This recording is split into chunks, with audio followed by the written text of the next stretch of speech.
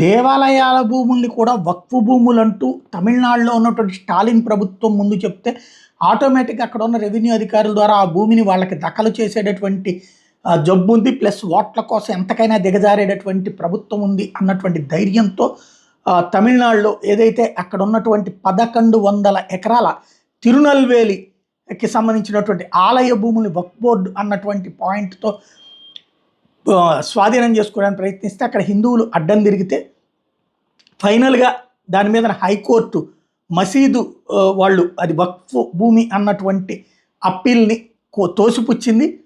వక్ఫ్ బోర్డుకి వచ్చేటప్పటికి కేవలం 2.34 ఎకరాలు మాత్రమే వక్ఫ్ బోర్డుది. మిగతా భూమి అంతా కూడా అది వక్ఫ్కి సంబంధించింది కాదు, అది ప్రభుత్వానికి సంబంధించింది, దేవాలయాలకు సంబంధించినటువంటి భూమి అన్నటువంటి విషయాన్ని తేల్చుకొచ్చారు. అంటే అక్కడ ఉన్నటువంటి ప్రభుత్వ భూమిని కూడా వక్ఫ్ దాంతో కలిపేసేసి స్వాధీనం చేసుకోవడానికి జరిగిన ప్రయత్నం అన్నటువంటి తేలింది.